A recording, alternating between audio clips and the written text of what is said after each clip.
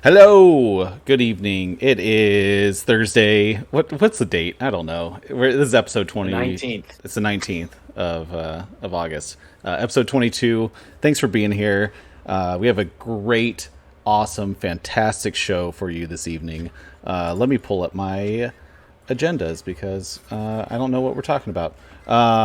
We are so. Thank you for being here on Twitch. Thank you for watching after on YouTube or listening after on Spotify or Apple or Google Podcasts. We have an awesome panel. Let's get to it. Aaron at Beach Pizza Gaming, how are you doing, bud? I am doing well. Glad to be back. It is awesome to have you. Had to take a sick day last week. Yeah, you dipped out right at the. Yeah, but I did still hang out with you guys and play some games. Yeah.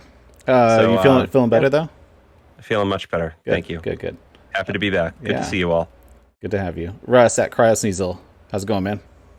Pretty good. How about you? I'm doing excellent. I've been freaking busy though. So I was out of town the last 2 days, and so that kind of stressed me out. So yeah, I kind of cruise in today to get ready for this. Max at Monado Max, how you doing, bud? Doing great. I'm with you with the busyness. I'm in the final weeks of packing because we're moving in about 2.5 weeks. Yeah. And it's starting to get pretty crazy. I've just been packing nonstop, and here I am now. Nice. Good to have you again. Nick at Official No Friendo, good to have you back after a few weeks. How you doing? Yeah, thank you. Thank you for having me back. I'm doing good. Doing really Excellent. good. Busy as well. Yeah, for sure. Yep. A lot of work right now. It's busy with the town I live in, so it's... I'm sure.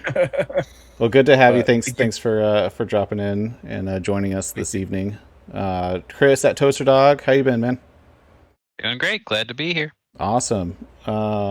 So I had other things to talk about. So tonight is a little bit different. We're doing a little after show. So if you guys want to hang out on audio, I'll put you on video too. After the show ends, I got my Funny Playing IPS Q5 V2 display and a new Game Boy Color shell. So if you want to hang out after the show, I'll be switching over to like my normal stream and just doing that with my top-down camera. It'll take about an hour, and we'll just be hanging out. We'll probably continue the conversation from what we're talking about tonight, which is the Super Nintendo and the Genesis. Also, 2 weeks from today, we are doing our review discussion topic of Donkey Kong Country for our video game book club. So I haven't played it in like over a week, and so I need to catch up. I know a couple of you guys have beat it, but we're doing that. So if you want to join us in playing Donkey Kong Country 2 weeks from today, next week, I haven't told you guys this, but I'm going to start taking submissions for the next video game book club from all you guys, and next week we'll announce the nominees, and then we'll spin on the Donkey Kong Country on September 2nd. So for the following month. Also, if you want to join in the discussion, send a comment. The little chat bot will say it, but if you go to tynology.com/comment and you want to throw something out for our discussion, go there, send it in, and I'll read it at the end. And then with that, I think that's it. Or you can do exclamation point comment, and it'll drop you the link for you. We're gonna get right into it because I'm sure this is gonna go deep. But our main topic for tonight is the Super Nintendo Entertainment System and the Sega Genesis,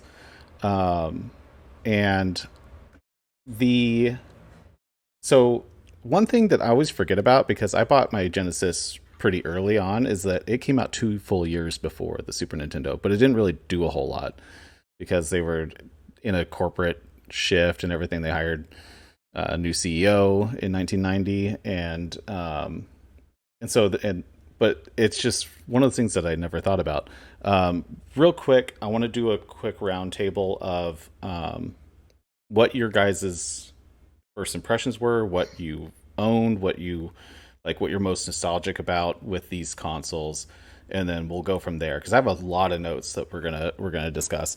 But Aaron, we'll start with you because I know you had both, right?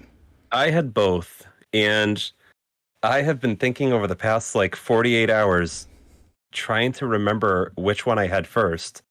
And I was totally convinced that I had the Sega Genesis first because I already had a Nintendo Entertainment System. So I was convinced that I had the Genesis first, and then I got the Super Nintendo later down the road. But the box that I had for the Sega Genesis, I actually just threw out like 2 years ago. So I had it since like 91 or 92 or whatever. And it was at my parents' house in their basement, and they were like, it was a storage box for papers. And I threw it out like 2 years ago, which I really regret now. But it was the Streets of Rage 2 bundle. And that didn't come out until, I think, I was looking at it earlier, and I think it was like 92. So now, I don't know. I don't know which one I had first. But I did have both of them. They both had strengths and weaknesses.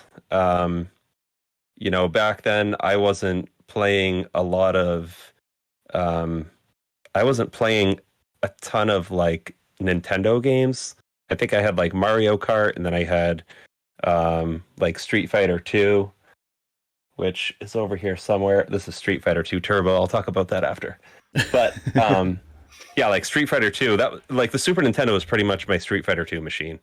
And then the Genesis, I played like, the EA games like NHL and Road Rash. And so my initial impressions, I love them both. I was probably more a Super Nintendo person. I definitely played it a lot more. But yeah, I did love them. I had them both, and I loved them both. Yeah, I just realized how you changed your setup back there. I didn't see it until you just pulled the game back. But normally you have your whole like Switch setup, but now you have your Genesis, and this is the Genesis and Super Nintendo day, and they have taken the spotlight. That is awesome. Russ, what about you? So I don't really have too much experience with either of them. I don't own a Super Nintendo yet, but I do have a Genesis that's been in a box forever. Somebody my dad worked with was just going to throw it out, and my dad knew I collected video games, so I got to keep it for free. It had a handful of games. The only one I really cared about was Sonic on it. I think a lot of them were like sports games. Yeah. But when I was younger, I did have a GameCube game that was like a collection of all the Sonic games. And that's probably where I played most of Genesis games. Never beat any of them on there because there was no save states or anything. So there was no way I was beating a Sonic game back then. I've always wanted... close, though, didn't you? Didn't you come close to some of the Sonic games? I came close in the first one on the phone a while ago. I got to like the last world, and then I just died, and then, no save states, so I had to start all over. I never beat it, though. It's funny because I don't remember, like, how some games had batteries and some games could save to the cartridge, but I totally forgot there was a long period of time where you would get to a point and it would give you this really long convoluted code, and then you would have to write it down, and then that was your save state. Was if you put in the code, it would start you from that point. I totally forgot about that until recently. Yeah, couldn't even screenshot it either. You had to write it down. Yeah, you had the notebook with all your saved code, like for different levels. And code for Mike Tyson. Yeah, exactly. Mm-hmm. And it's funny because then eventually, like, the internet came out, like, more like universally, and you can they're all like cheat CC and everything where you could start finding the codes to look up. But I remember back in the early days when you just had to figure out if you could get there, and then you're like, yes, I get the code. It's like it was just such a milestone every time. I love forgot about that. When I buy a complete in box game, and opening it up, and there's a piece of paper that's folded next to the manual that's got all the codes, got all the passwords. And I'm like, yes, I don't have to do all this work. I can totally cheat if I want to. I love that. Yes, exactly. Max, what about you? I know you're the youngin, so it's Yeah. a different perspective. I like it though. So my only experience with the Genesis is with the Bible. So sorry, that was a bad joke. You dropped that joke in the Um, Discord. Yeah, I needed to repeat it in here. I felt really proud about that joke. I'm gonna be honest. I am played a lot of the Super Nintendo through Virtual Console. I don't own a Super Nintendo. I own the Classic Edition. I did play a lot of the Super Nintendo on the Classic Edition too that came out. But I think the Super Nintendo is a pretty cool system, and I think it is pretty underrated. I know a lot of people, they look at the N64 more, I feel like, than the Super Nintendo when we look at some of Nintendo's older consoles. I think, Super Nintendo also made some of Nintendo's, I don't know, like biggest hits, not the biggest hits, but some underrated hits that is beloved now, like Earthbound, for example. I might be wrong, but I don't think Earthbound was really talked about a lot during that time. And now it really is wasn't. because like Smash Well, Bros and stuff. I'm pretty sure I think that it's the cool. video right now is showing Earthbound while you're talking Oh. about it. Oh, really? like, It was like, that was It was that was weirdly perfect. I've never played Earthbound, so I'm like, wait, this Right. looks like Earthbound. Sorry to interrupt you, Max. I just had to Yeah. acknowledge that's that. funny. I totally planned that. But I think it's cool that we're seeing series like an Earthbound, being talked about now. And when you play that game, I didn't play it fully, but from what I played, I really liked what I played. And then you have a lot of, like, at the time, mainline Nintendo series. I think like every mainline Nintendo series was represented in the Super Nintendo. Like you had your Donkey Kongs, you had 3 Donkey Kong games actually, of the countries at least. Yeah. Mario, Super Metroid, which we just talked about a few weeks ago. Yep. The system has so many hits. I mean, you got Turtles in Time, which is another game that everyone likes to talk about with the Super Nintendo. I haven't played it yet. Hyperstone but I do wanna play Heist. that. Hyperstone Heist. Mhm. Arguably, Yeah, it's a arguably really good better. turbo game. Mm. Yeah, I don't know about That's that. gonna be a hot take. Yeah, Hot yes. take. We need to do a video game it's a book club really of good both of them. they're Mario very, Kart. very similar. Yeah, Super Mario Kart Kart. started Yeah, on the Super Nintendo. yeah, a lot of And that origins. was like, who were we talking about that? Were we talking about that here, or did we all talk about that recently about how Mario Kart? Maybe I watched a video on YouTube about it recently, but Mario Kart was like basically happened by mistake. They were trying to make something like a multiplayer game for F-Zero, and because of like the size constraints, they had to shrink it down. And then they like started putting Mario characters in it, and we're like, "This is going to be way better." I don't know. I don't know. It's kind I of don't like, think we ever it was kind. said that. It kind of happened by mistake, which thankfully it did, because now Yeah. we've been having fun playing it. So I want to play Super Mario Kart on the SNES. I'm way better at that than any of the new ones.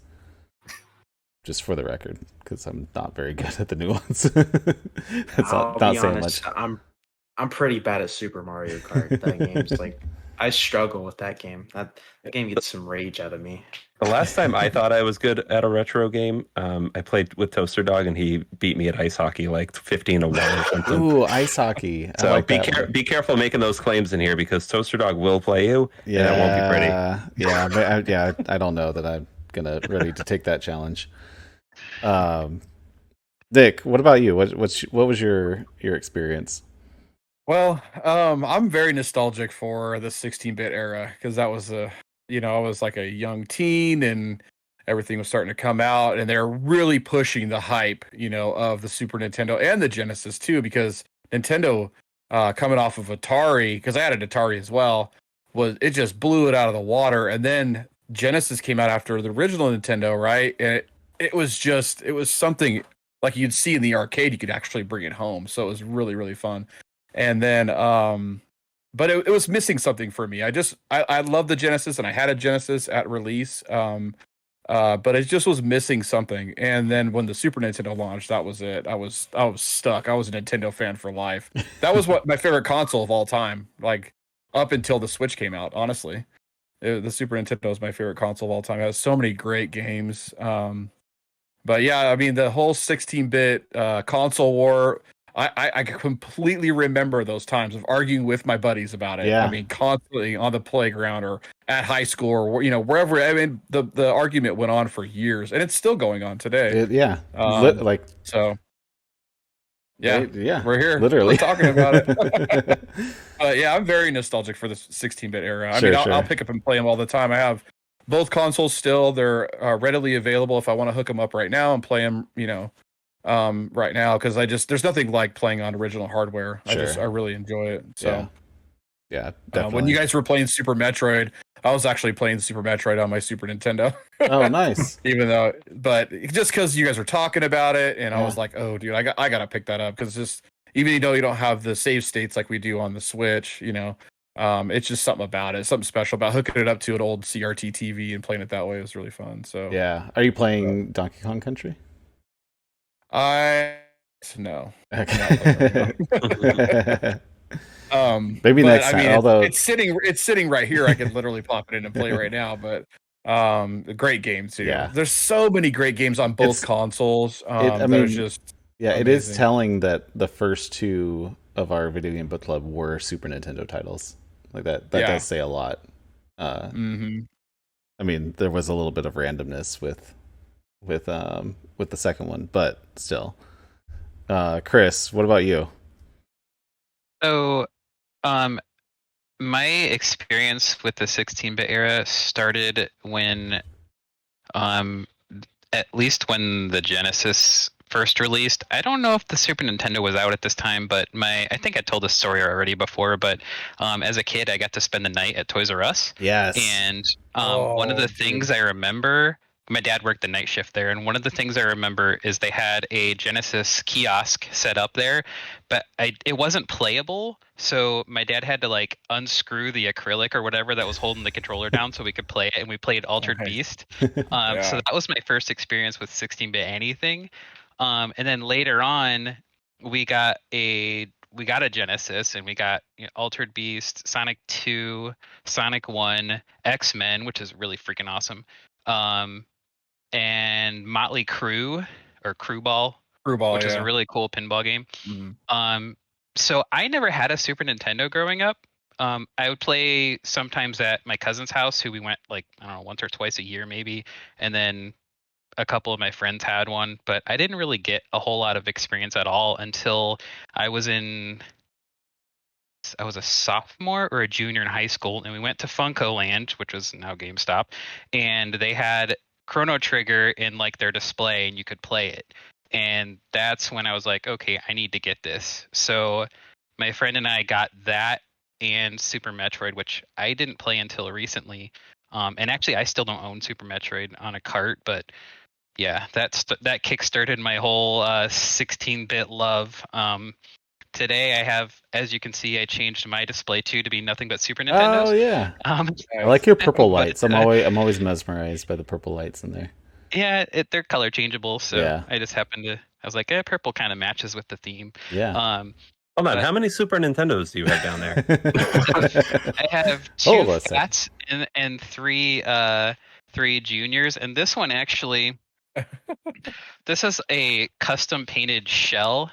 Whoa. It's black and like wow, like blue and gray neon. So the first thing I ever bought on eBay was this SNES Junior, sorry. And when I was in college, I basically took a Dremel to the case and modded the Super Nintendo into my computer at the time. So I kind of messed up the case. But then I helped my friends move. They opened a retro store here, and they gave me this blue case as a thank you for helping them. So now it has a cover again. That's awesome. Are they the friends that I met in Cleveland? Yep. Nice. Yeah, they were really nice. I was like done filming when I finally found them, and I didn't get to put them in the video, but they were super nice.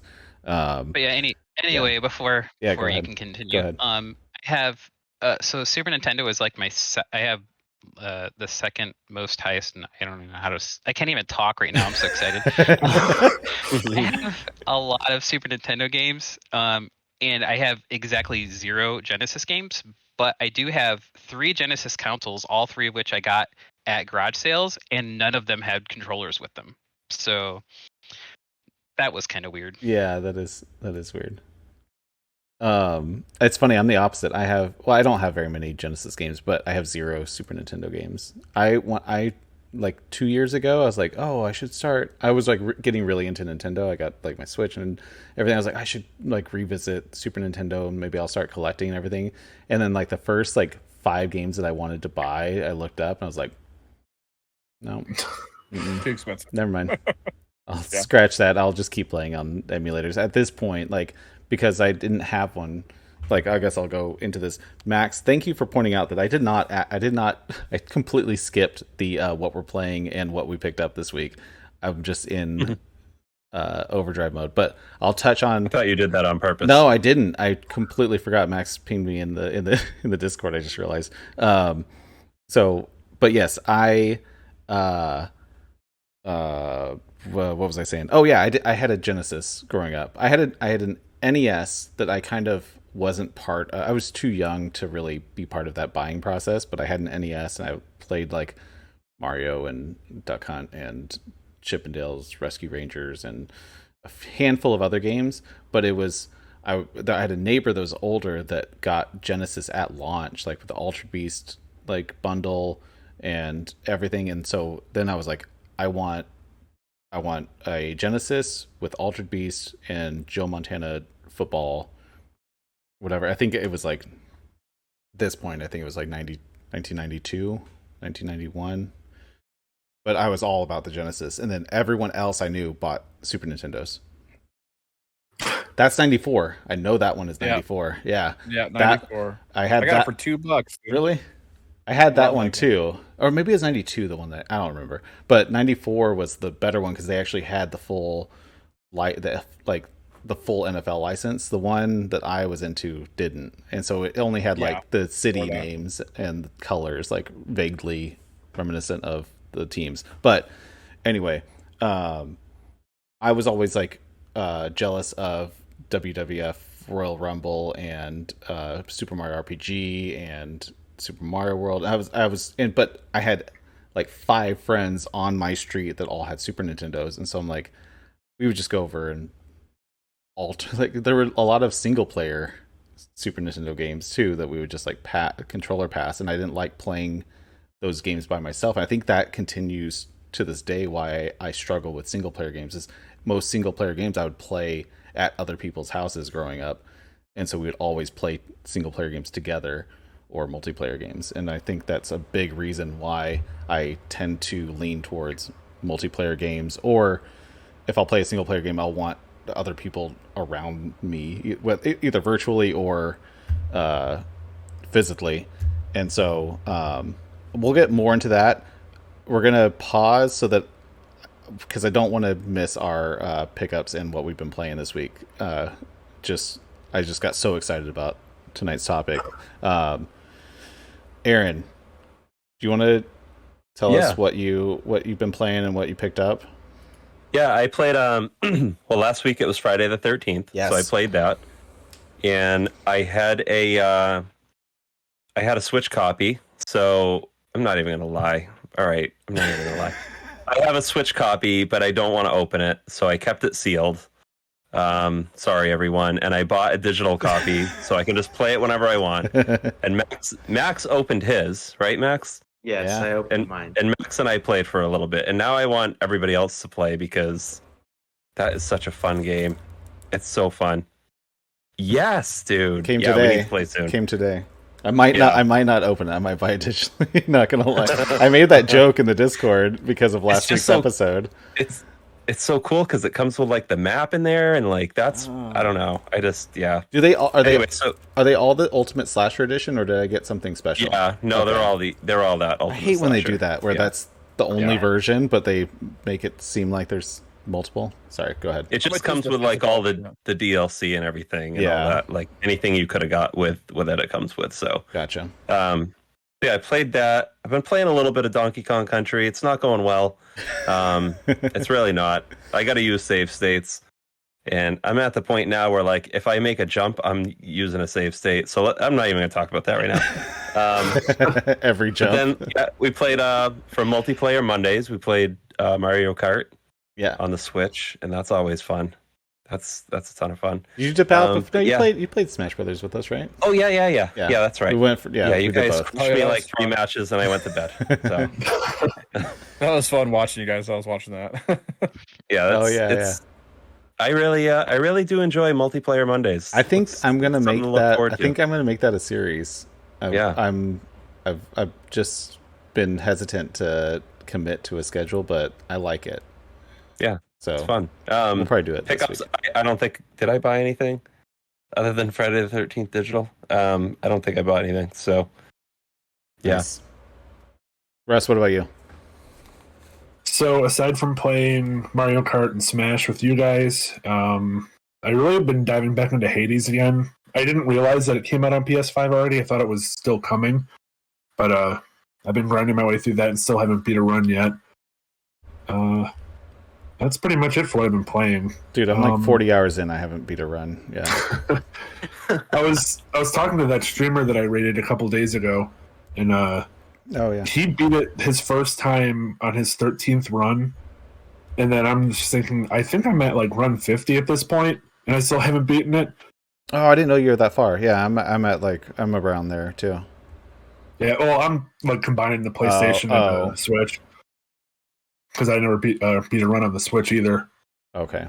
Yeah, I don't remember what run I'm on, but I've only been playing on Switch, so yeah. And I only had one pickup, and that was Rainbow Six Siege. It came like yesterday, but I forgot to bring it in here. Did you buy it? Would you buy it on PlayStation? PlayStation. Oh, I have it on PlayStation, but I only play on Xbox with my dad's gaming group. Is it not crossplay? Nope. No. I think next year, sometime next year, it'll come. It's actually it is crossplay on PC and Stadia. Oh. The one person that uses Stadia. and Amazon Luna's in there too. Yeah. To the two people that use Amazon Luna. But the full crossplay is coming next year sometime. They don't even have a date, so eventually, and cross progression. But Max, what about you? All right, so I did get a pickup that I honestly was not expecting to be here this early. I finally got the Loft League amiibo. Normally I open my things, but since I'm moving, I don't want to bubble wrap another amiibo since I bubble wrapped every single amiibo individually. That was very expensive. Anyways, I gotta say, wait, where did I buy it? I bought this from Amazon. Amazon, you guys are idiots. Here's why. The way you guys pack this thing, absolutely awful. I'm saying this like Amazon's watching. I don't know why I'm doing this. They're our number one viewer. Yeah. They don't came open. They came open. Jeffrey Bezos. Oh, that's brutal. It's good. I don't care because I always open my amiibos. I'm just keeping it in this to transfer since I'm moving. But then once I'm moved in fully, this thing's being opened. And they put it in like the smallest box ever. The back of the box has so many scratches because of how it was packaged. It was awful. But luckily I don't care. So you're opening it anyway. I am just saying for those that order on Amazon, if you like your amiibos in your box, might want to be careful. I do want to touch on that real quick because I got one of those at Target or something like that, and my son was playing with it, and he like opened it, not all the way, but he like opened it, and I was like, damn it, I want a sealed one. So they like popped up on Best Buy 2 days ago, and I ordered one on Best Buy, and same thing, they sent it in a box. But we got a lot of rain in the Northeast, and it arrived today. So I went and picked it up out of the rain, and it's all mangled inside. So that's probably going back too, because I wanted a sealed one, and yeah. But they sent it in a box. It's all sliding around in there. So those things are tough if you want them like perfect. You're kind of taking a risk. I got mine from Best Buy, and they sent it in a bag, but luckily it was it's still in good shape though. Random, I don't know how, but it didn't get messed up as much. Yeah, it was a bubble envelope, but mine. I've seen some people get theirs sent in bubble envelopes. I can't believe they think that's okay. That's what happened to mine, but it was actually okay. Like it's in pretty good shape. Randomly, I don't know how. And in terms of the games I've played, I played Friday the 13th with Aaron. We talked about how we were actually pretty impressed at how that Switch port was. Oh, yeah. The only time it looks bad is like when you're under a light. It looks really, really bad when you're under a light. But other than that, I didn't have any frame rate issues. I think it was locked for me. I played as the killer multiple times, and it looked good for a Switch game. It looked really good, and I was really impressed with that Switch port. Then I played, shocker to no one, more Skyward Sword HD. I got good news to deliver. By next episode, I should be done with Skyward Sword. Nice. Fingers crossed. Nice. I really hope I didn't jinx myself with saying that, because I've been trying to beat that game for over a month now, and yeah. And then I played Dead by Daylight last night, and then they just announced the new killer. It's going to be Pinhead from Oh, nice. that one movie. I haven't seen those movies. I forgot what those Poltergeist. Hellraiser. Hellraiser. Yeah. Yeah, that's what it is.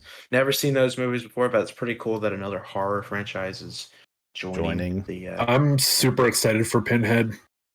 He's like one of my favorite movie killers, villains, whatever you want to call him. Yeah. Which, by the way, speaking of Dead by Daylight, they just announced something that I'm like really worried for in the future with that game. They're getting rid of the Stranger Things stuff. That means they lost their license, and I'm wondering, are they going to be doing that with their other licenses that they have since, Stranger Things? I'm curious. I bet there's other. I don't think it's like a Omen or anything. They're like something that's going on with them. I'm sure it's just something bureaucratic that's going on with Netflix or something. Maybe That's Netflix. all Maybe games. Netflix. I mean, Netflix just announced all their gaming initiatives and everything. It could be them just tying up loose ends where they have their licenses extended. That I don't know. There's a lot of stuff that could be at play. So I don't think it's any downside to Dead by Daylight though. Nick, what about you? No new pickups. One game was sent to the channel that I'm working on. Pile It Up Box by Box, which is an interesting small little 3D platformer. Nice. That I'm playing a little bit of, but I'm still really enjoying Skyward Sword HD. It's I don't know. It's nice returning back to the old formula, and playing Zelda again. Yeah. And especially now that there's modern controls with that game, it's been really really fun. But also on my Wii U, I've been playing Metroid Zero Missions. That's been really fun revisiting that again, because last time I played that was on the Game Boy Advance, like years ago.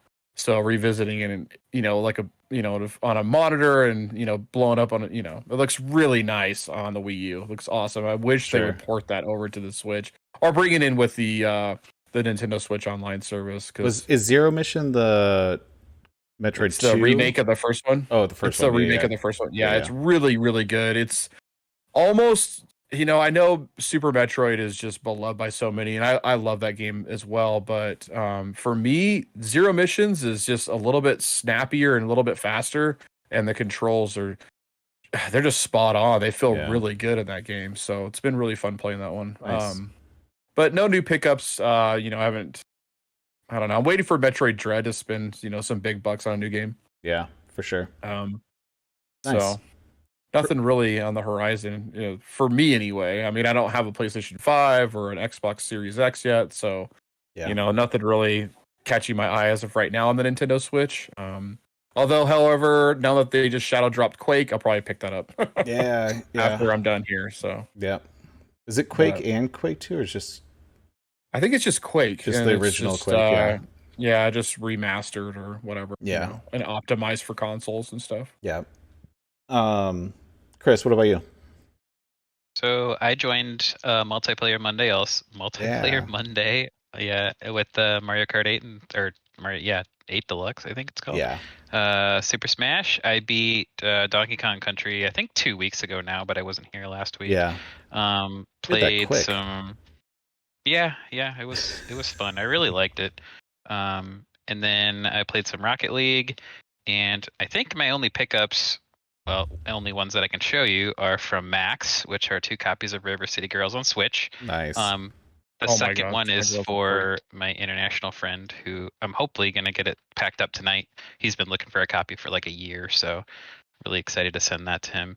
Nice guy. And Nice guy, Chris. I did buy something else, and it was supposed to ship by Friday, but it still hasn't even shipped yet.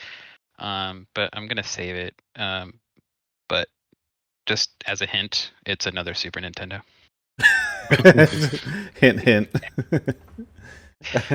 I too don't own any Super Nintendo consoles. I just rebought because I still had my original Genesis. I had all my Genesis, all my Genesis games. They all got stolen in a move, and so I rebought a Genesis when I just went to that gaming conference for $20, which I'm like, okay, I'll buy it. It's a Model 2, but it's $20 Genesis. I have a bunch of cartridges that I can use for it. My pickups, I've been utilizing the Best Buy 10 for 10 a lot, and so yeah, I'm missing one though. No, I'm not. So I got Far Cry 5 for PS4, PS5 for $10. I got Overcooked All You Can Eat for PS5. That was an option? Yeah, that was day 2. Day 2? Day 2, I think. Day 1, day 2. Serious? Day 2. Yeah, it was day 2. Day 1 was Mario and Rabbids. So I got that because I have it digitally, but it's funny. I have a custom printed digital version in a blank case, so now I can reutilize that case for something else. And then I got my Friday the 13th came today. I got that. That was $10 physical. Friday the 13th. No, I bought that for 21 on eBay, but it was new. Oh, that's not bad. Yeah, I found it on most of them. It seemed like most of them were like 25 to 30, and I found one on eBay for 21.50 or something. Mm-hmm. Hello, Keezus. Hello, Nettie. Also, hey, Neander. Hi. Well, everyone just showing up right now. Sally, all the whole crew just showed up in the chat. And then I put out a video yesterday. I went to my first video game convention where I got my Genesis. But my two favorite pickups from that day, I overpaid for this because it's kind of beat up, but I got a Famicom with 4 games. I want one of those so bad. It's very yellow. It's very pretty grungy, but I just wanted one. It wasn't that. I think for this and for authentic games, I think I paid $50, which it's not horrible, but it's not the best deal. And then I got what I'm really excited about is I got a GPI case, and it's cool because the back, you pull it out and there's a Raspberry Pi Zero in here, a 0W, the wireless one, and you open the side, it's kind of a pain, but you open the side and that's where the SD card slot is for it, and then there's a bunch of preloaded images for it, and it basically can run everything up to PS1. It's basically a mobile Raspberry Pi, and it has all these shut down startup scripts and everything. Oh, and there's hidden trigger buttons back here. Ooh, nice. Which is kind of neat in case you for SNES games, because it runs. I want one of those. I got this for $40 with Wow, everything that's awesome. ready to go. It was brand new. It's still in the box and everything, but they had built it all, which is awesome. Really cool. And then we did multiplayer Mondays, which that's going to be a thing. I was driving in today. I had a 2-hour drive today, and I was just thinking, I was like, you know what, it should be a thing. And so I think we're gonna continue that. And then what else did I play? I played Fall Guys with you, Russ. That was this week, right? And Sally, we played that. Yeah, it was Friday. Yeah. And then I finished Back 4 Blood, the beta, beat that. I did a full run of the beta, and then then Mario Kart 8 and Super Smash Brothers, which I got annihilated in, which is not very fun. So okay, let's get back to our discussion. I think that was it. Oh yeah, if you didn't watch my video, go watch my video. It's on YouTube about my fun excursion to Cleveland, Ohio. and that drone shot when you're on the freeway was awesome. it's How did you do that? So, That was so cool. Little behind the scenes. I shot that 2 weeks later because I couldn't. I was so behind getting there that I just happened to be driving back out kind of that same direction for work, and I was actually right by the Buffalo Bills stadium, and there's a lot of open area, and so I just went into one of their big parking lots and took the drone off, and then all I was doing was pulling out of the parking lot of the Bill Stadium and then driving down the road. And I had the controller in my passenger seat, and I was just holding left so it would just fly sideways as I was driving down the street. And then and I had the screen like visible, as soon as I passed out of that shot, you hit one button and it just goes back, it returns home and lands. And so then I just circled around and went and picked it up. It took like 5 minutes, but I wasn't able to get all the drone shots before that. And so, that was a little cheat shot because I was like, I wanted to bring out the drone. Cool. I liked it. But thank you. Okay. Resuming our discussion, since I was so hastily excited to get into it to begin with. So we all talked about our experiences with the SNES and Genesis. A few things I want to touch with. I'll like bring up a topic and then everyone jump in when you want. We don't have to do the full roundtable, but feel free to who is jumping around in the in the document right now. Just jump in if you have something to say about it. But so the SNES released August 23rd, 1991. There were only 5 launch titles. It was Super Mario World, F-Zero, Pilot Wings, Gradius 3, and SimCity. Which nowadays that feels like a pretty weak launch lineup. I know it took a while for them to build up their library, obviously, like in retrospect. But I remember there was if you watch some of the like stuff back in the day, there was a lot of pushback because of the non-backwards compatibility between the Super Nintendo and the NES, because the NES was kind of like the console, and a lot of specifically parents are like, wait, I have to buy something all new and all the games that I just bought don't work with it, and like that was a big deal. And then there were only 5 games that worked with this new console in 1991. The other thing is that I was looking this up, and it wasn't the SNES was in like production until 2003, which blew my mind. Like I think games. That's when I was born. I think you are the SNES reincarnated.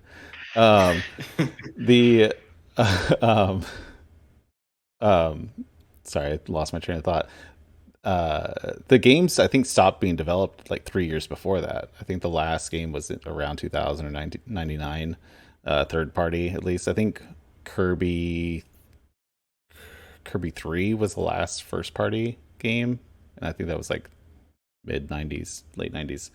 But yeah, so anyone want to talk about, like, because I have my experiences with the Genesis, and so I'm trying to level with you guys because I have a lot of nostalgia for. It's weird. I have a lot of nostalgia for the SNES because it was like this, like it was the forbidden fruit for me, and so that's how it was. That's how it was for me too. Really, yeah. And so I don't know. I was a big fan of Sonic. Like that was my jam. I had and sports games. Oh, one thing. Aaron and I were talking about this. So when Sega entered the 16-bit market, this little upstart, scrappy publisher by the name of Electronic Arts was looking to get a good deal on rights to publish games because they did not like how Nintendo was kind of strong-arming. Nintendo had a tendency to strong-arm both retailers and publishers for everything, and so they went to Sega and were like, let's work a deal out. And Sega basically was like, nope, we're doing they basically followed the Nintendo model, and this was before they kind of redid everything. And but essentially, EA, in like this weird guerrilla move, got a hold of a dev unit because Sega wouldn't send them a development unit, reverse engineered it by legal ways, reverse engineer the whole thing, and then started having discussions with other developers that EA was going to publish unlicensed games from other developers to be played on Genesis games or on Genesis consoles. And then right before CES 1990, Nintendo basically panicked and made this like last minute deal that gave EA this sweetheart licensing deal, where, because at the time Nintendo and Sega would actually manufacture the games, and then the publishers would pay them. I think it's still the case mostly, but EA got one of the deals that they cut was that they got to manufacture their own cartridges. That's why EA cartridge. Aaron, do you have any of the EA cartridges behind you? I don't, unfortunately. But if No, you I remember, the EA cartridges, they're really tall, and they had a big yellow EA logo tab on the cartridges. And they did that because they worked out a deal where they could manufacture their own cartridges, and they wanted to look different than the standard Genesis cartridges. But it's just one of those weird stories because Sega panicked, and like EA would not be who they are with that hadn't happened. I mean, likely. I mean, that was their kind of launching off point. But it's just funny how different their whole mantra is now. Yeah, and they did great on the Genesis. Yeah. I mean, all the sports games like NHL, Madden, like that's where all those games kind of started. Yeah, exactly. So, and you know, it's funny. I was thinking about that, and I was like, has EA even had a good relationship with Nintendo at all, ever? I don't think they ever really have. Like, they're starting to put some games now on the Switch, but they're not like, you know, like Mass Effect, the trilogy wasn't on there. There's just so many games that aren't on there that historically, like, they don't put some of their big games on Nintendo products. Yeah. Anyways, it was for sure a power move when it was the whole Frostbite thing. I was just talking to Skriller Wolf, who's streaming right now.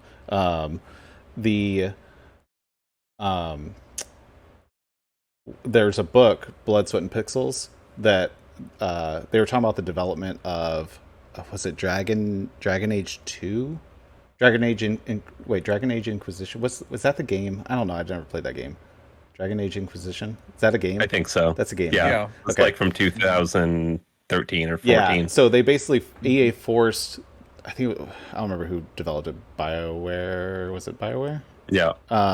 To use that new Frostbite engine, which was a first-person shooter engine, and it basically just messed them all up. And basically, this Frostbite engine just caused chaos throughout all the developers. But they wanted to they were trying to do like an epic Unreal Engine thing, and it never really came to fruition. But they were trying to unify all their developers, and but one of the reasons why none of these EA games are on the Switch because they never built the Frostbite engine to work on that platform, and that's why they built a custom engine for FIFA 17 on the Switch, and they're still using that same engine for all the FIFA games. Yeah. And like they haven't used any, like even Madden uses Frostbite now. And I think that they might be finally going away from it soon, but it's a mess over there between EA and Nintendo. And it all started back then. Yeah, it's the same thing because like they'll dabble like in the Wii. Like they did one Call of Duty, I think Black Ops 2 or 3 was on the Wii, and then there was one Madden game where they tried to do like motion controls, and it was like just a mess. But I feel like they just don't ever mesh together, which is just a weird thing. Speaking of not meshing together, I sent a picture comparing the Mortal Kombats because I feel like this picture pretty much sums up Nintendo versus the Genesis back then. Wait, where'd you send it? I sent it to the TYCAST. The forum. channel. Yeah. Oh, I missed it. Hold on, I'll pull it up. So that was one of the big things between Nintendo and Genesis, or the Super Nintendo and the Genesis, was that when Mortal Kombat was a hit arcade, like everybody loved it. It was like these, digitized graphics that looked very realistic. There was blood. You were, ripping people's hearts out. It was just, it was very popular game. And then when it was announced that it was coming to consoles, like everybody loved that. And Nintendo said, okay, you can put it on the Nintendo, but no blood.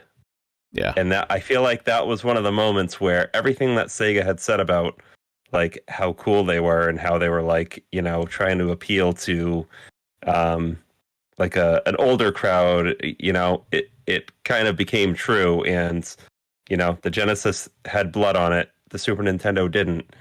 But there are still things that, to me anyways, make the Super Nintendo version better. And it was a better port. It's more like true to the arcade version. So there's like, the Genesis was limited in what it could do. So like if you look at the screenshot, you'll see like the Genesis, the system could not handle putting the names in the like your health bar. Oh yeah. So, and the Nintendo could. Like the numbers are a lot, but your score is a lot smaller. Like things like that, little things like that. It just was more like a truer port and a better looking port. So it's like, do you want blood in a game that runs worse and looks worse, or do you want to deal with like no blood in a game that looks a little bit better? And But look at the background. Look at the backgrounds though. Yeah, so that's the thing. I mean, people are going to have different opinions on it too. This is my opinion. I thought the Super Nintendo version looked better. The characters looked more realistic. See, this could be. I wonder if this is a screenshot from emulation too. I'm not sure. Yeah, it could be. But for some reason, the sound. I feel like the sound was better on the Super Nintendo version as opposed to the Sega Genesis. The sound chip in the Super Nintendo was like a custom Sony sound chip. Like that was part of Sony chip. Yeah, that was part of the initial relationship between Nintendo and Sony that like obviously spun out of control. But that sound chip was much, much better. I remember watching some YouTube videos where any games that had that like cross-platform games, the Super Nintendo was just like by far and away sounded better. It was just much more polyphonic and in every way. Like it was not night and day if you listen. Which is weird because the Sonic the Hedgehog soundtrack was bumping. Yeah. They were able to pull it off. It was just like if you were looking side by side, it was definitely that sound chip, that Sony audio chip was much more advanced than the one in the Genesis. The other thing tying into so Mortal Kombat 1 outsold on the Genesis outsold. Yeah, there we go. Nice. Cool. Look at that. Yeah. Even had a picture of the arcade on the back.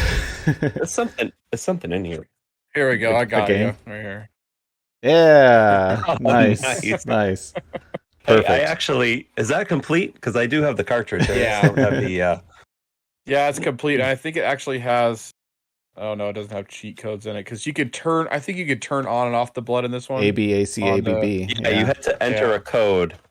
I remember. I actually played it recently, and it was like, it was like Abacab. Is that what it was? ABACABB. Yep. But a screen. It doesn't like tell you, hey, enter a code if you want. But No, a screen pops up, and it's like there's a code between fighting men. It's all. Yeah. It's a gray screen, and you hit it, and it does like it triggers the blood because it didn't come on. It wasn't on by default, but you could unlock it. Right. But the SNES one you couldn't. And so, but yeah, the Genesis version of Mortal Kombat 1 outsold the SNES version 3-1. is what they're saying. But then Mortal Kombat 2, Nintendo relaxed and made it the same, and then sales evened out.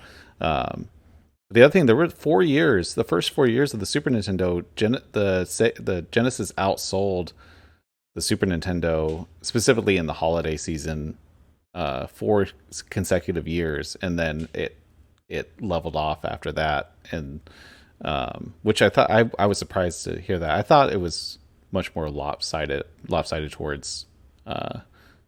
Aaron, you're having way too much fun looking. Dude, I'm looking through the manual. I probably haven't opened this since like '93. Nice. That's awesome. There is a place that so like all the characters are in the back of this, and you can like, they leave you a spot where you can write.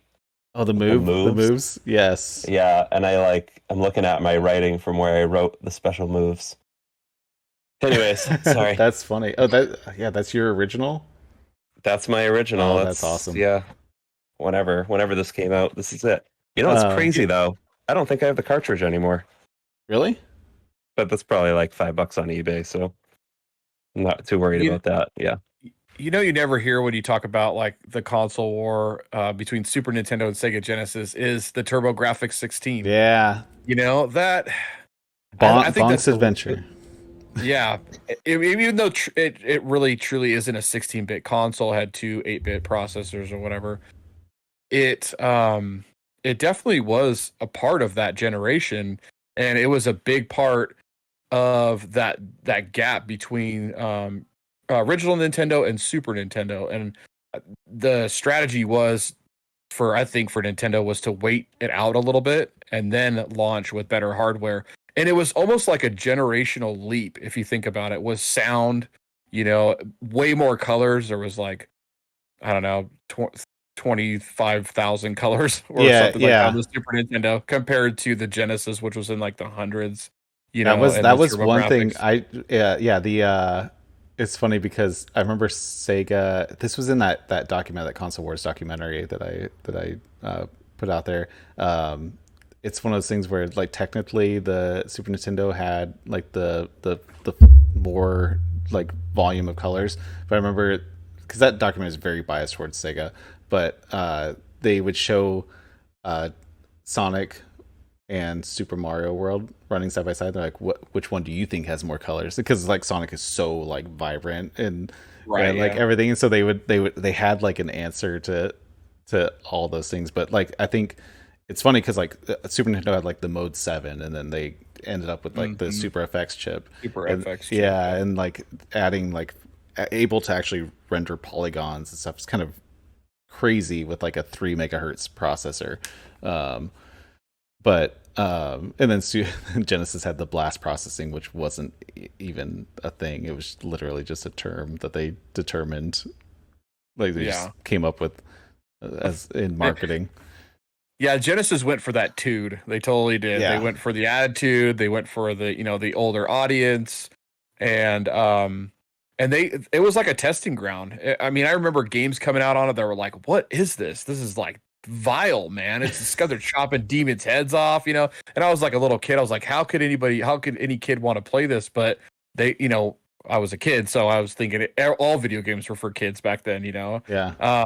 And then didn't think that, oh yeah, there's, you know, an older audience for this. But it was weird. They, like you said about EA, how they had you know, custom carts made for it, and like Bubsy right here, the Bubsy cart, and it's like a custom weird cart, you know, by you know. Acclaim did the same thing after EA did, or maybe before, but they got the same deal. And Sega actually sued Acclaim before they were able to do that. Yeah, so I don't know, it was an interesting console for sure, and it was interesting because it was more, to me, it was more of like an arcade console. You could get like Altered Beast and Golden Axe and all these killer arcades on your Sega Genesis, whereas Super Nintendo, yes, they had some arcades like Mortal Kombat and like, you know, Street Fighter. Obviously, mine was a Street Fighter machine as well. I loved my Super Nintendo for Street Fighter. Yeah, but it also had unique IPs on it. A lot more, it seemed like, you know, that were just on Super Nintendo, and I think that's where I gravitated to it more in that era, and then kind of just my Genesis kind of just sat in the back, and it was like almost like I said, like a generational leap for me, because the Genesis was developed at an early time, and like I said, this the color palette was very limited, and the sound chip that was in there. Once like you saw games like, especially like Donkey Kong Country, those seemed like seemed like way ahead of the Genesis. Yeah. Oh, it looked like a 32-bit game for sure. Yeah. I agree with what you just said about like the Genesis being, it was kind of like, especially like all the first games like Altered Beasts and stuff like that, they were like going for that arcade at home feel and like kind of the loud like in your face sounds and like kind of like that stimulation, Well, I mean, even their marketing, like it was like the Mountain Dew marketing, like it was just like extreme, crazy, like renegade type of thing, like, and it was which I think worked for a while, and then I think people were like, by the time like 96 came around, and people kind of got tired of it. Yeah, I was 11 years old when the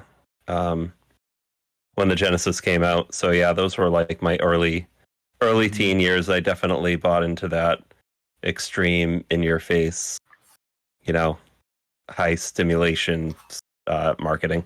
Yeah. Was it the Genesis commercial where the lady was giving birth and the baby went flying across the world or whatever, and then someone caught it? It was so weird. But they like were weird.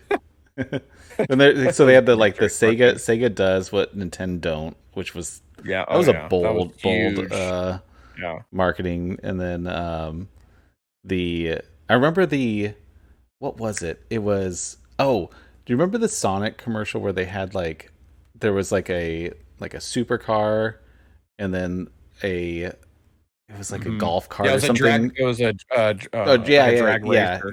And then like a whatever with a CRT strapped to the back, and it was playing Super Mario World. They were just going on like the speed thing. They went hard onto that. But I don't we could go on forever with this. A few other things we didn't touch on. One thing that was a cool story, because Sega couldn't get retail space, specifically in Walmart, because Nintendo had like basically threatened everyone if they sell. They'll just punish everyone if they sell any other competitors. But I thought this was a bold move. Was in Bentonville, Arkansas, right across the street from Walmart's corporate headquarters. Sega they found a strip mall, and they opened a big retail store across the street from the headquarters of Walmart, and then bought out all the billboards to and from in and out of the town for like several months. And they were saying like Walmart, like people that worked at Walmart corporate were just, because they wouldn't sell anything at the store. They just had kiosks of Genesis, and then just kept calling people at Walmart until finally, like after a few months, they're like, okay, just stop. We'll give you a 4-foot section in like these stores and see how they do. Like, and it was just this like brute force tactic of getting into Walmart in 1991. If you haven't read the book Console Wars or watched the documentary, like is good, but it only touches on a few key points of it. But the book specifically is really good. Be sure to check that out if you're interested in this subject at all. Do we have time to talk about, what time is it? 10:06. Yeah, we're good. So I brought up these like two real quick. We don't have to go too deep into it, but the best games of the systems. I didn't really vet these, so they may be kind of garbage. But so we'll start with the SNES. Turtles in Time. This is from Den of Geek, which obviously is a classic. Harvest Moon, which started on the SNES. Super Mario All-Stars. Is that the remake one where they redid everything? Yeah. F-Zero, which was a launch title. Contra 3, the Alien Wars. And I wasn't really big into Contra. Secret of Mana. Super Mario Kart number 19. I would argue that should be higher. ActRaiser. I never played that. Oh, ActRaiser is so good. Is it good? So good. I love that game. The music in that game is absolutely fantastic. It's a really, really good. It's interesting because it's a simulation and a 2D action platformer. Oh, okay. So they mixed it really well. Cool. They did a good job. It looks cool. Yeah, it's cool. Street Fighter 2 Turbo number 17, which sounds like you guys probably argue that should be higher. Super Castlevania 4. Donkey Kong Country number 15. That game's hard. NBA Jam. So playing NBA Jam, the arcade version versus the console version, I forgot how different they are, and not in a good way. Like the console versions are so janky compared to the arcade versions. Like if you play them just on because I would switch between emulators and I would play the arcade one. I'm like, oh, I wonder what the Genesis one or the Super Nintendo one looked like, and it's like night and day. And I remember growing up having NBA Jam Tournament Edition on the Genesis, and I was like, this is the same. This is amazing. It just all feels different, like because they basically had to remake the games. Tetris Attack, never played that. Super Punch Out. Anyone fans of Super Punch Out? Oh yeah, I like that game. Mike Tyson's Punch Out, and that one was really good too. Yeah. Super Punch Out was really good. Kirby Superstar. I was reading about this. It seems like this is was a totally different Kirby game, which I don't remember. Which one is that? 11. Yeah, number 11. Superstar? Yeah. Yeah, that one was really weird. did get into the Kirby games. I like all the I get mixed this up with Kirby All Stars, which was the bundle of all the earlier Kirby. It was like the Super Mario All Stars, but I don't remember Kirby Superstar, which is weird. It has Kirby on with mystery blocks and stuff. Final Fantasy 2. I wasn't a big Final Fantasy player. Super Mario RPG, which I love, which for some I don't know why that game just connected with me. That was the other game that I really wanted to play, and I didn't have an SNES because I played it at friends' houses. Mega Man X, number 8. Earthbound, number 7. Super Mario. What? I know a lot of people love Earthbound, but I just can't get into it. Really? For some reason. I've never even tried it. Chris, are you a big Earthbound fan? I've played through most of it multiple times. I've never actually finished it though. But I have beaten the sequel. Mother 3. Yeah. Yoshi's Island, number 6. Final Fantasy 3, number 5. Super Mario World is number 4. Chrono Trigger, number 3. Chris, that's not number 1. Yeah. You got the hat. Should be number 1. It's definitely better than Link to the Past. There's absolutely no doubt in my mind. Sally, you can go away. It's better. Okay? Sally popped in. I don't know. She might not still be here, but I yelled at her about Link to the Past and she left, I think. And then Super Metroid number 1. I talked about this. I'm not a huge Super Metroid fan, but I think it's just the genre that I don't know. I like the game. I like the gameplay, but I struggle to find game to play because I get lost, and that frustrates me. If I can just run through this and just shoot everything and go through, and maybe there's a few little puzzles, but I know if I unlock this puzzle, then I'll advance, then I would be fine. But if I'm I maybe have to go one of 50,000 different rooms in this world to figure out where you have to bomb every pixel to literally yeah, exactly, in every room to figure out where to go. Sally's here. That's the only thing that I don't like about it. Anyways. Yeah. So you guys never played it back on when it released, on the Super Nintendo? No. I probably would have quit video games if I had to play that when I was. It was, to me, it was just fascinating. It was just so much to do in that game when it released. Me and my buddy would stay up late and drink beer and play it over and over. I mean, there was so much to explore. And that's what you just said is why it's tough to play. If you want to play it now and think all right, I'm going to play this game until I'm done. I don't care how long it takes me. Mhm. Then you're going to have a better experience than if you go into it like I did and like Ty probably Yeah. did and go, oh, well, Mhm. all right, we looked this up. It takes about 8 to 9 hours to beat.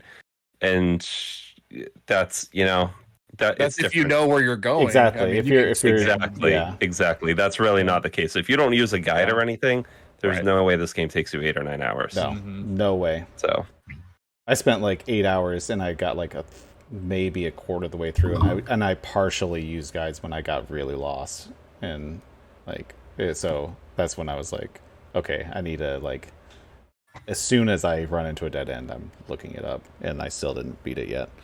Okay, Genesis. Yeah, I used to, Sorry, go ahead. No, you're good. Oh, I was just gonna say I used to call Nintendo's game Yes, int line yes. with that. And oh my gosh, dude, it's so embarrassing when I yeah. think about that. Racked up the phone bill trying to Yeah, call them. 'cause it was They were like only like paid. 6 hours. Nintendo of America was only like 6 hours away from where I lived at the time. I was like, oh, well, it cost that much until I got that first bill. the Sega Genesis still has it. They That's have a the hotline. hotline, yeah. 1-800 USA Sega. Actually, that number's probably still active, huh? I bet they didn't let that go. 9 a.m. to 5 p.m. Pacific time. We should call You know, it. Nintendo's had their same I'm gonna call number that right now while you guys are talking. for a long time.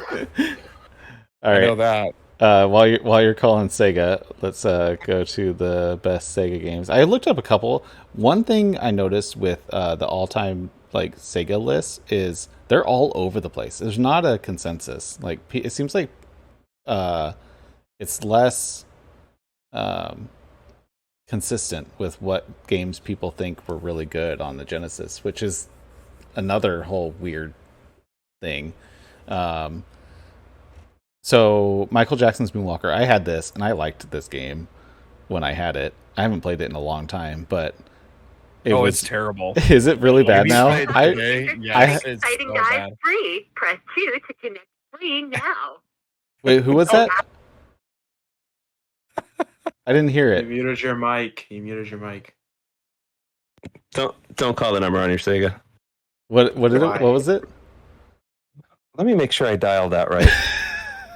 Wait, what That was wasn't- it? I didn't hear what it was. That was an adult chat line. Oh, no. yes. Oh wow. Comic Zone. That game was really hard, That game- but really cool. It was. Yes. It was a really neat looking game, but it was so hard. I remember rage quitting that game all the time, and I never got very far into it. Pulseman. This made like I looked up a bunch of these, and this one was on every list, and I never even heard of this game. I haven't heard of it till tonight either. Yeah. Streets of Rage Which 2. one was it? Pulseman. Huh. I I don't know. don't know. It was made by Game Freak, which is Oh, interesting. that's interesting. Yeah. Streets of Rage 2, which was an awesome game. That was a great game. Which was they developed that in response to Final Fight being Nintendo exclusive. It was Hey Ty. yeah. Pulseman was Japanese only. It looks like that's why nobody's ever okay. heard of it. Okay. That makes sense. The way you said "Hey Ty," I thought we had just like something seriously terrible happened. Sorry, with I didn't want to be rude. Gunstar Heroes. I was never played Yeah. that. I never played that either. That game kind of sucks. Echo the Dolphin. I put a lot of time into Echo the Dolphin randomly. I don't know why, but I had it, and that was one that got stolen. I really liked that. I remember being very frustrated because you had to jump. There was like a weird little puzzle right at the beginning of the game. You had to jump over the big rock, and you had to like turbo. I remember. I think I spent like a week just swimming in the little random pool before you start the game. And I was like, what am I doing here? And then you don't get to the game until you jump over that. The Lost World Jurassic Park, never played that. I played the original Jurassic Park, which was hard and fun. Samurai Showdown. Super Street Fighter 2. I didn't know Street Fighter 2 ever came to the Genesis. Was that just after I was like had already moved on, maybe? So the Street Fighter games came to the Genesis, and they had to. Was that when they had to introduce the 6-button controller? Yes. Oh, Yeah, because on the 3 button you had to push the Yeah. start button in order for it to flip flop between punches and Right. kick. that was a problem Right. with Mortal Kombat too, because Yeah. I hated On Mortal Kombat, that. you could use the start button for a block, though. Yeah, start button was Where block, on- but A was high punch and low punch, which was super annoying because you couldn't do certain. Oh no, it was Mortal Kombat 3 specifically that I got pissed off about using a 3 button, because you couldn't do combos right with it, because you had to it just wouldn't work. Yeah. Mhm. Fatal Fury. I have Fatal Fury. Yeah. Wait a minute. This is the Genesis list? Yeah. I have it on Super Nintendo. Yeah. See, I also another thing with this Genesis list is a lot of them are cross-platform. Yeah.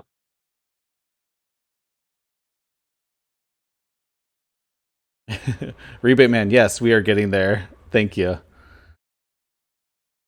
Yeah, we're about to talk about that. Mortal Kombat 2, Sonic the Hedgehog 2, great game. Earthworm Jim, great game, also cross-platform. Dr. Robotnik's Mean Bean Machine. Okay, I'm going to talk about this because I never played this game until I played it on emulation, like in like the mid 2000s.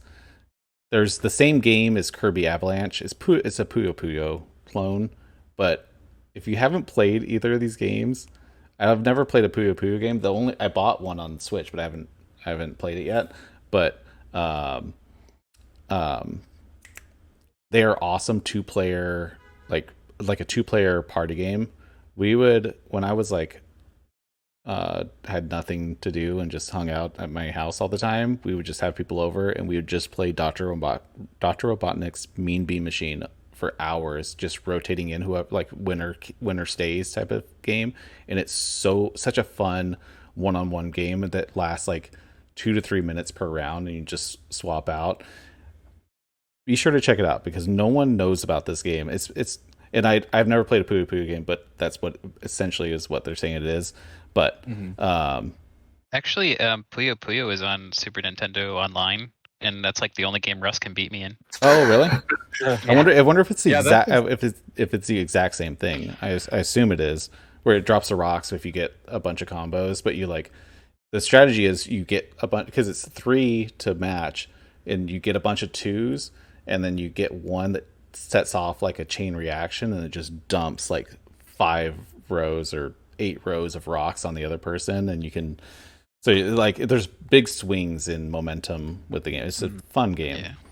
Yeah, Also- the one on Switch Online is actually really fun. Is it? That Puyo Puyo, yeah, I didn't even it's realize really that was fun. on Switch Online. I need to get into there more. My end screen on all my videos is one of those, or is one of the songs from Puyo Puyo. Oh, okay. Nice. Yeah. Nice. Phantasy Star 4. I'd never played any Phantasy Star until Phantasy Star Online on the Dreamcast, which was an amazing game that doesn't get enough respect. Sword of Vermilion, Shadowrun. Never played any of these games. Beyond Oasis. That's a good Isn't one. Beyond Oasis the like Zelda clone that they Yeah. made? Oh. Yeah. Mhm. Yeah. But did it Or did it come over here to the US? I don't know. I thought there was another Zelda think it clone that did. they did. Mhm. Wasn't there another Pretty one? sure it did. Yeah, it came over. Phantasy Okay. Star 2. Shining I think it's on the Force 2. Genesis Mini. Pretty sure. Oh, probably. I don't have one of those. Maybe I should get one. Yeah, it's worth it. I modded mine. It's a ton of games on. Oh, cool. I just modded my Super Nintendo to play Sega games. Yeah, that works too. Dune, Toe Jam and Earl. That's a fun co-op game if you have never played that. Yeah, that one is fun. Has anyone not played Toe Jam and Earl, the original? I can't remember it.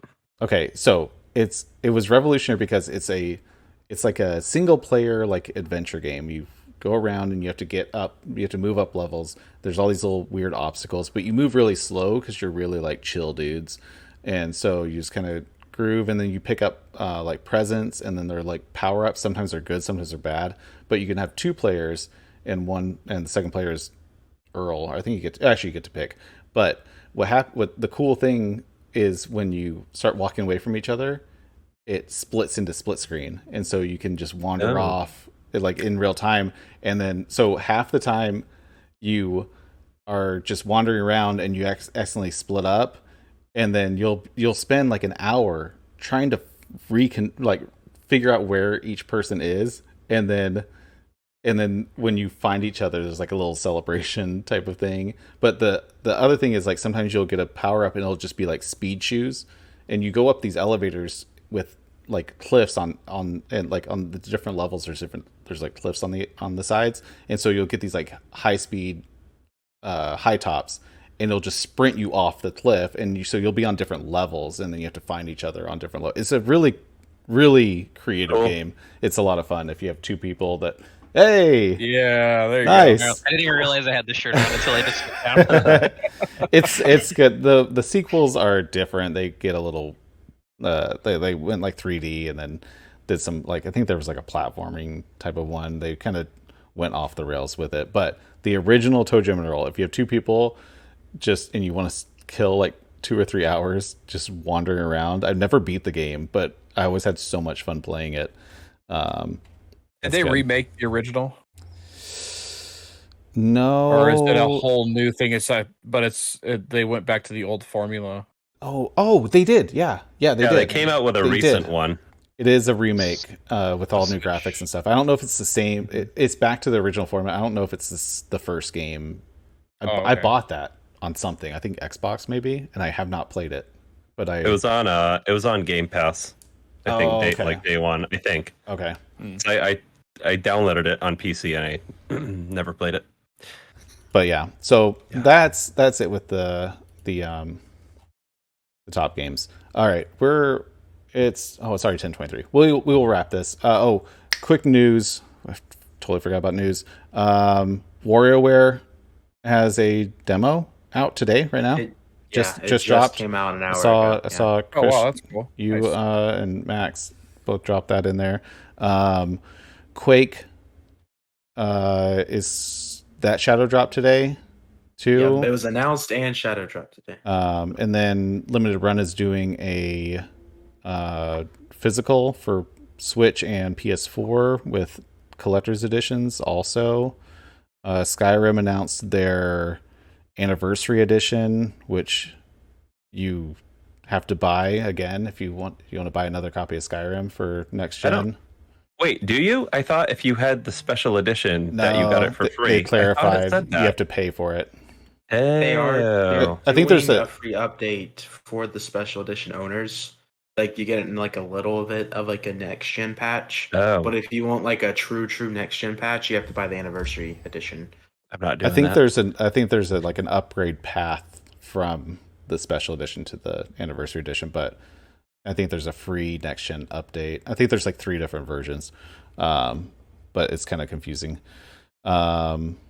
What else? How many times has this game been ported? I don't know. Like, I think I have it on 3 different consoles, and I've never played the game. So I'm happy to say I only own it 2 times: PSVR and Switch. I've ridden the cart. Putting that game in the book club suggestion. That's all I've done is ridden the cart. Literally, I do not own it at all. I have it on PS3. I have it on PS3 and Xbox 360. PC, PS4, Switch. Didn't they put it on like a refrigerator somehow? Or yeah, probably. Okay. Like Alexa or something like that. Hey, thanks for the follow, Bitman.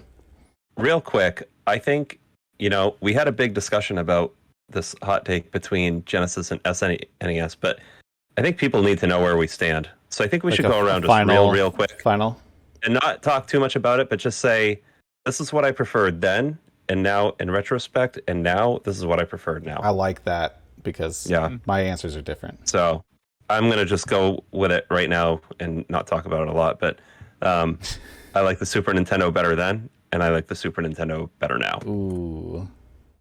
Yep. Russ. I don't have a lot of background, but if I picked, it would be Super Nintendo. It's mostly the graphics. Yeah. Max. So the Genesis chapter wasn't my favorite chapter in the Bible, so I'm going to have to go with Super Nintendo. Dick, what about you? I'm gonna go with everybody for sure. So far anyway, that's definitely a Super Nintendo. One of my favorite consoles of all time by far. But however, um, emulating some of these older Genesis games I've never tried or I can't afford now. It's been really nice revisiting or trying some of these games out. There's a huge library on both systems, so Yeah. but Yeah, I'm exactly. a Super Nintendo kid all the way. I think it was I was looking up some stats, and I think it was in 1993 Christmas, Genesis had like 5 times the number of games that SNES had at that time. Like it was their library was massive. But when you when all is said and done, they kind of evened out. But I can't tell you, but I'm just gonna have to show you. So I said earlier I didn't have any any Genesis games, but I'll give you a sneak peek of my. I don't know if I can get back far enough to show you this, but this is top shelf. Nice. This is middle shelf. This is Awesome. third shelf. It's like super hard to line this up right. And then Ooh, look at this that. is like leftovers. I'll on take some of here, your and, like, leftovers. There's like all these. It's totally full of take your complete your unboxed scraps. stuff. And then I want that I also Dracula have, X, man. I also have this section over here, Ooh, which is that's just fun. another like pile wow. of Super Nice. Nintendo games. So Very Yeah. nice. and of course all of my Super Nintendo consoles that one I'll be giving to Russ. It sounds like soon. So So your answer is Genesis, right? so my answer actually is Perfect. my answer is actually you're upside down. it's, You're Why upside is it down. upside down? No, you're good. I'm anti-gravity. Anyway, my answer actually originally was Genesis because that's the only thing I ever had. Yeah. And I only played, Super Mario World randomly, a couple times across several years. And then once I kind of had money to spend on my own, I got a Super Nintendo, and then so long Sega. It's funny because I said that my answers were probably different. But I am now. I'm thinking back at the games that I play. And back then I was all Genesis, and I liked Sonic more than Mario gameplay. I think Mario had a better vibe, but I liked playing Sonic. If I was presented with a Mario game with a Sonic game, I would play a Sonic game first from that era. Sonic 2 over Super Mario World, probably. And now looking back, if I was like, you get the whole library of one of these consoles and that's all you get, I'm like 51% going Genesis because I liked the sports games. I liked the really cheesy games that Genesis came out with, like Vector Man. I was a big fan of Vector Man. I was a big fan of. I mean, I know a lot of the best Genesis games were cross-platform, and so that's gives me a little bit of hesitation because I think that SNES technically has better exclusives, but I don't know. I'm right on the verge. Crazy though that all the EA games were Genesis exclusives back then. Because they got that sweetheart deal. Yeah. And how about Immortal or The Immortal for Genesis? That was at EA. Was and that? Actually, it also came out on that. the original Nintendo as well. I don't think I played that. Yeah, it's I never played really that. strange. You play as this wizard and you chopping demons' heads off. It's crazy. It's funny. Some of the original EA games were like really, really strange. Yeah, that they were putting out. Well, thank you guys for the discussion. If you guys want to hang out, I'm gonna continue the stream, and I'll keep this window open. We're gonna do the outro, and then I'm gonna build my Game Boy. It should only take about an hour. I have my soldering iron already on, and we're just gonna put this new display, transfer all the internals from this old Game Boy to the new Game Boy shell. I don't remember how to do it, so may take a little bit of trial and error. But what about adding to the answer? Oh, homebrew. I haven't played a whole lot of homebrew. Rebate Man in the chat was talking about homebrew. I played some like mods, and then they all started getting weird, and I kind of didn't explore any more of that. But so we're gonna do that. We're gonna go out of here. We can continue this discussion. There's a lot of stuff that we didn't touch on that I had in the notes. Though there was a Pokemon Direct with a new Switch. We didn't touch on Switch Lite. Pokemon Legends looks awesome. Though. Yes, it does. Yeah, It looks like really fun. It looks like Breath of the Wild. It does. Or, but it does look a little bit rough visuals. I think I was less impressed. I feel like it took a step back from the last time I saw it visually, and I don't know if it was in my head that I thought it looked better than it did, but people were saying the frame rate looked better, but it like some of the shots looked like they were like from a mobile phone from like 2011. And Max looks like he wants to Max is just like, these things. It's like, nope, not having like, it. No, I thought it looked really bad when it was first shown off. I think it looks like 50 times better now. Yeah, this actually might be the game that brings me into the Pokemon series, to be honest with you. I think it looks really cool. And I like Pokemon, and I get why people like it. I just don't love it. I just can't stick around for too long in a traditional Pokemon game. But I think this is going to completely change the game. I haven't been excited for the Pokemon series. Like I've played every Pokemon game. I always buy them on launch.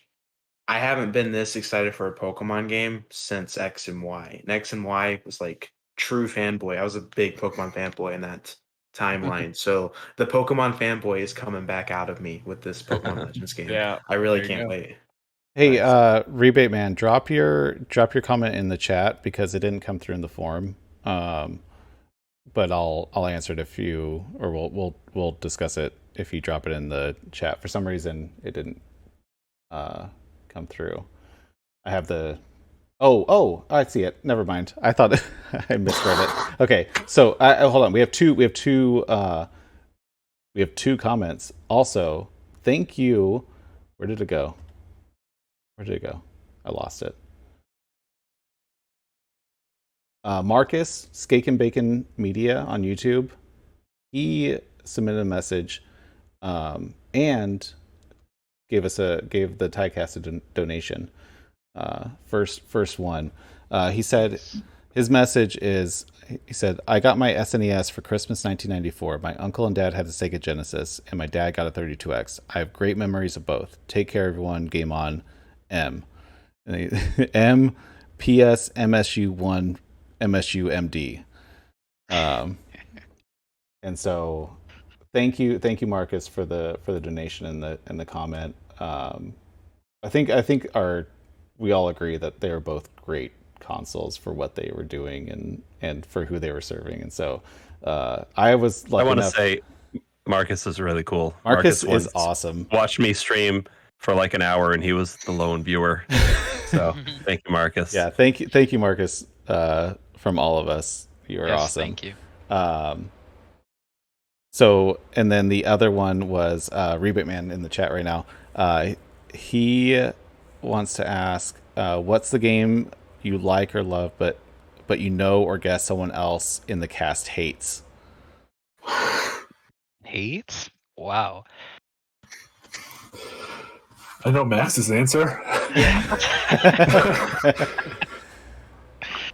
Is this limited to Super Nintendo and Genesis? Or? I don't know. Like I can think of, like, I would say like freaking Joe Montana Sports Talk Football.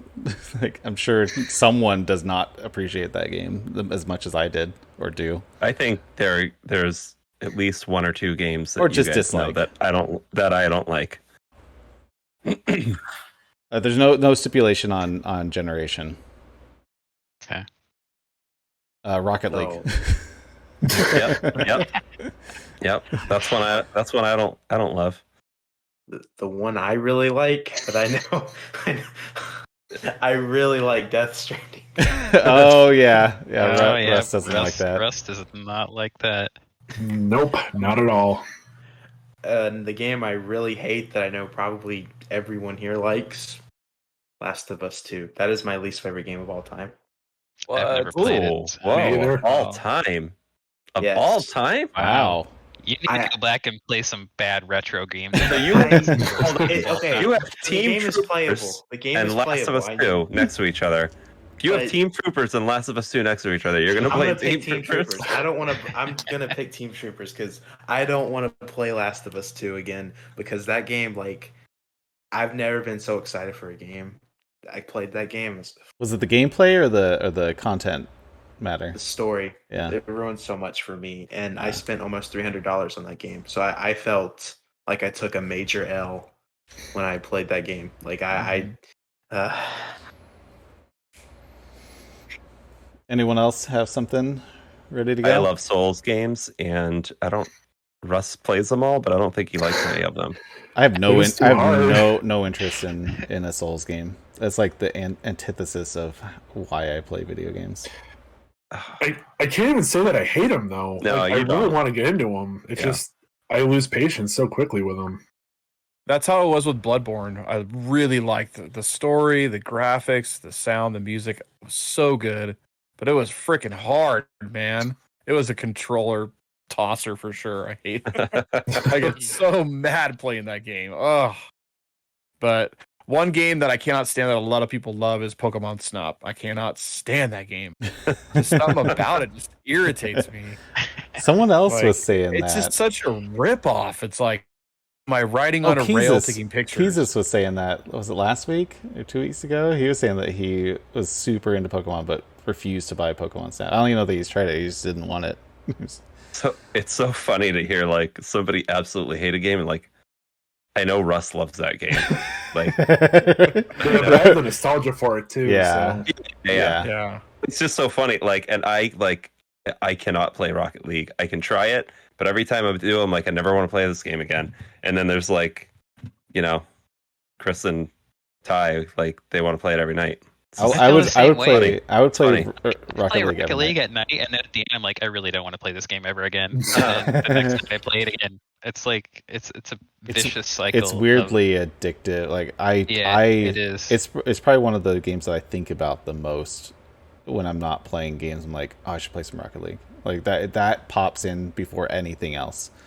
And it's Breath of the Wild for me. Yeah. Yeah. That, What console that do you have it on, Ty? Steam, Switch, PS5, Xbox. Nice. Right? I think that's Ray-Ban everything. Man, he wants to know about DS games. I didn't ever have a DS. I still don't have a DS. I have the 3DS, but